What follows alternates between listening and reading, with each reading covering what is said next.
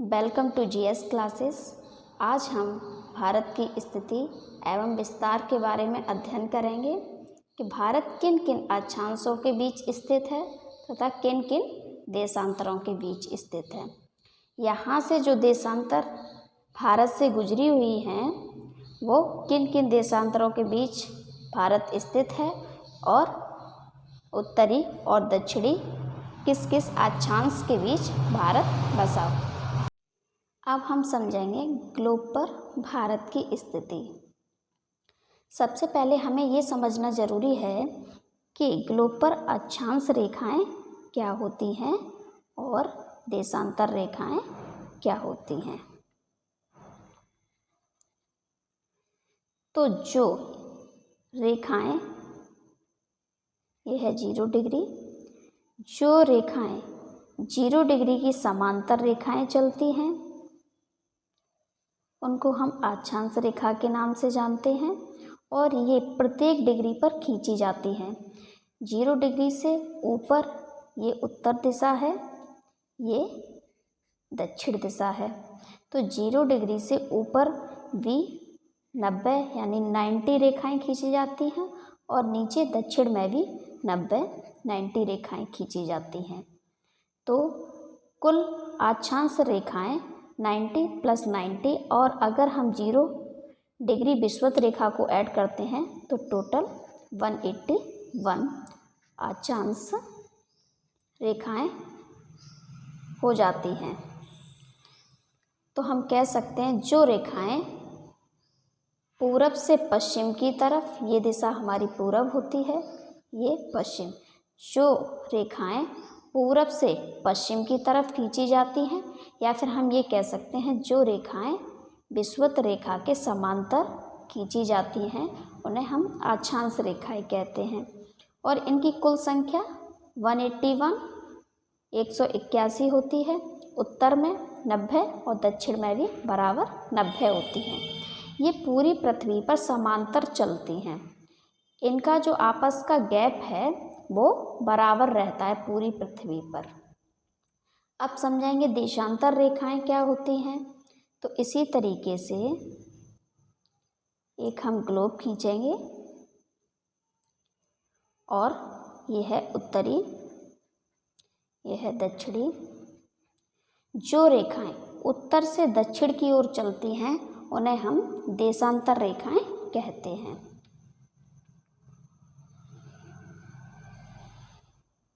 ये रेखाएं ध्रुवों पर जाकर मिल जाती हैं। इनकी सबसे अधिक दूरी विषुवत रेखा पर होती है और पूरी पृथ्वी पर इनकी दूरी समान नहीं होती है। ध्रुवों पर ये चपटी होती हैं और सबसे अधिक दूरी इनकी विषुवत रेखा पर देखी जाती है। अब जो सर्किल होता है, हमारा वृत्त होता है, वो 360 डिग्री का होता है। तो ये भी प्रत्येक डिग्री पर पूरे पृथ्वी पर काल्पनिक रेखाएं खींची गई हैं तो इनकी संख्या 360 होती है। तो इस तरीके से देशांतर की संख्या 360 होती है। इस तरीके से हम अक्षांश और देशांतर को समझ चुके हैं। अब हम पूरे ग्लोब को, मैप को अक्षांश के अनुसार देखेंगे किस तरीके से बांटा गया है और देशांतर के अनुसार किस तरीके से बांटा गया। यानी हम ग्लोब पर किस देश को या किस स्थान को किस स्थिति पर रखेंगे, ये हमें अक्षांश और देशांतर के अनुसार देखना पड़ेगा। तो अक्षांश 0 अक्षांश रेखा जो है वह पृथ्वी के बिल्कुल बीचों बीच भाग से गुजरती है और उसके ऊपर का भाग कहलाता है उत्तरी गोलार्ध और दक्षिण का कहलाता है दक्षिणी गोलार्ध। इसी तरीके से जो 0 देशांतर रेखा है यह भी पृथ्वी के बीचों बीच भाग से गुजरती है और इसके इधर का भाग पूर्वी भाग कहलाता है और ये पश्चिमी भाग कहलाता है। तो अब हम ये देखेंगे कि इस पर भारत की स्थिति ग्लोब पर कहाँ है। इस तरीके से हम देखेंगे कि यह है ग्लोब और ग्लोब पर भारत की स्थिति किस गोलार्ध में पड़ती है। सबसे पहले हम अक्षांशीय विस्तार देखेंगे। 0 डिग्री अक्षांश ये भारत पृथ्वी को 2 बराबर भागों में बांटती है। और देखेंगे एक देशांतरीय विस्तार, यह है 0 डिग्री देशांतर। तो अब इनमें से भारत की स्थिति कहाँ पर है? अगर अक्षांशीय अनुसार देखा जाए तो ये 2 बराबर भागों में बांट रही है। इसके ऊपर का भाग कहलाता है उत्तरी गोलार्ध और नीचे का भाग कहलाता है दक्षिणी गोलार्ध। और देशांतरीय विस्तार देखा जाए तो ये भी 2 बराबर भागों में बांट रही है पृथ्वी को। इसके पूरब का भाग, ये पूरा भाग ये पूर्वी गोलार्ध कहलाता है और पश्चिम का भाग ये पश्चिमी गोलार्ध कहलाता है। तो इस पर भारत की स्थिति कहाँ पर है? तो हम अक्षांश रेखाओं में देख चुके हैं, प्रत्येक डिग्री पर एक एक काल्पनिक रेखा खींची गई है। तो कुछ अक्षांश को मुख्य नाम दिए गए हैं, उनका नाम हम समझेंगे। ये जो अक्षांश है इसका नाम 23.5 डिग्री है और ये उत्तरी भाग में पड़ता है नॉर्थ। इसे कर्क रेखा भी कहते हैं। और इसी तरीके से दक्षिण में 23.5 डिग्री ये साउथ में पड़ता है, दक्षिण में पड़ता है साउथ, इसे मकर रेखा कहते हैं। इसी तरीके से उत्तर में 66.5 डिग्री, इसे कहते हैं आर्कटिक वृत्त, आर्कटिक वृत्त। और दक्षिण में 66.5 डिग्री को अंटार्कटिक वृत्त कहते हैं, अंटार्कटिक वृत्त।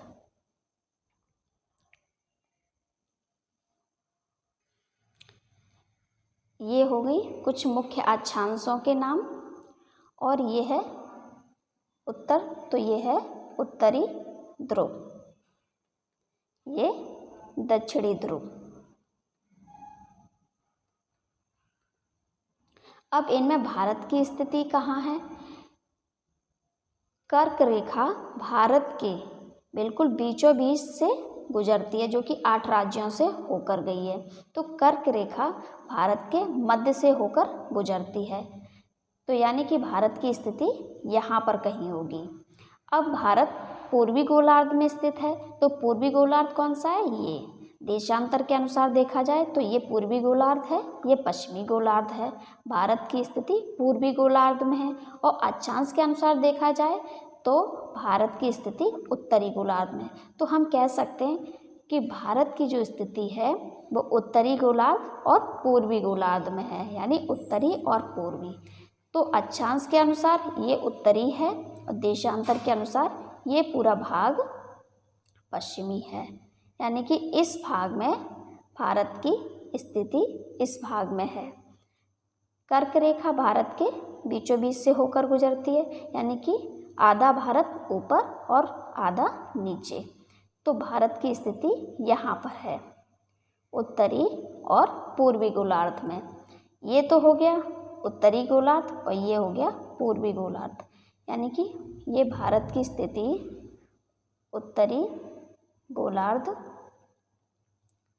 तथा पूर्वी गोलार्ध में स्थित है। अब हम ये देखेंगे कि भारत किन किन अक्षांशों के बीच स्थित है और किन किन देशांतरों के बीच स्थित है। तो हम अक्षांश और देशांतर सभी का भारत में अध्ययन करेंगे। भारत का विस्तार किन किन अक्षांशों के बीच तक फैला हुआ है और किन किन देशांतरों के बीच फैला हुआ है। अब हम देखेंगे भारत का अक्षांशीय व देशांतरीय विस्तार। यहाँ से जो भारत का मुख्य भूमि का जो अंतिम बिंदु है, एक तरीके से कह सकते हैं सबसे लास्ट पॉइंट जो है वो किस अक्षांश पर है, और सबसे उत्तर में सबसे ऊपरी भाग जो है वो किस अक्षांश पर है। और इसी तरीके से जो पूर्वी भाग है वो उसका अंतिमतम जो बिंदु है ये वो किस देशांतर पर है, और पश्चिम जो बिंदु है वो किस देशांतर पर है।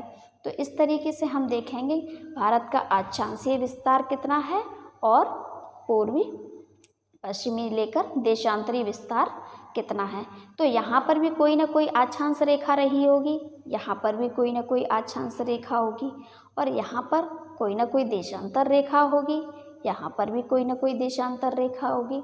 तो अब कभी कभी एग्ज़ाम में जो सवाल पूछे जाते हैं इनके नाम पूछ लिए जाते हैं। तो इस बिंदु को हम किस नाम से जानते हैं, इस बिंदु को किस नाम से जानते हैं, इन सभी के नामों का अध्ययन करेंगे।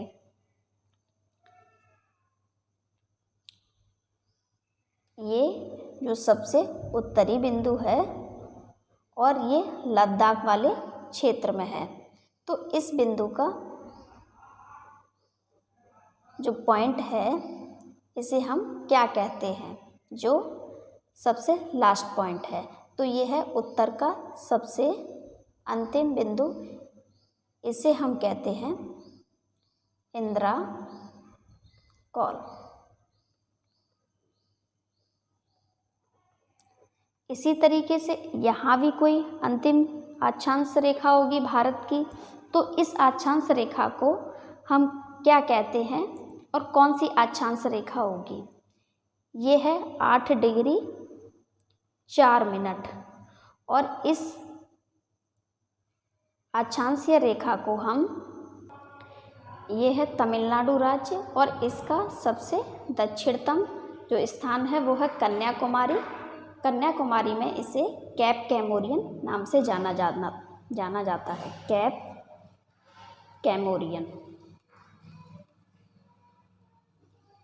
इसी तरीके से यहाँ जो अरुणाचल प्रदेश है इसका सबसे पूर्वी बिंदु ये है 97 डिग्री 25 मिनट पर, और इसे अरुणाचल प्रदेश में किवथु के नाम से जाना जाता है। यह है सबसे पश्चिमी 68 डिग्री 7 मिनट, इसे गौर माता या सर क्रीक के नाम से भी जाना जाता है। और ये जो इंदिरा कॉल है ये है 37 डिग्री 6 मिनट पर। तो इस तरीके से हमने भारत का अक्षांशीय और देशांतरीय विस्तार देख लिया। यानी कि भारत जो है 8 डिग्री 4 मिनट से 37 डिग्री 6 मिनट अक्षांश तक फैला हुआ है। अगर हम भारत का देशांतरीय विस्तार और अक्षांशीय विस्तार को देखते हैं कि वह कहाँ तक विस्तृत है, तो जो भारत के, इस तरीके से समझ लें, भारत के पूर्वी भाग की अंतिम देशांतर है और पश्चिमी भाग की अंतिम देशांतर है। तो पूर्वी भाग की अंतिम देशांतर है 97 डिग्री 25 मिनट और पश्चिमी है 68 डिग्री 7 मिनट। तो इसका हम विस्तार निकालेंगे कि कितनी देशांतरों के बीच भारत विस्तृत है। तो 97 डिग्री 25 मिनट में से अगर ये ईस्ट की है, ये वेस्ट, 68 डिग्री 7 मिनट को सब्ट्रैक्ट करते हैं तो हमारा लगभग में 29 डिग्री 18 मिनट देशांतर निकल कर आएगा।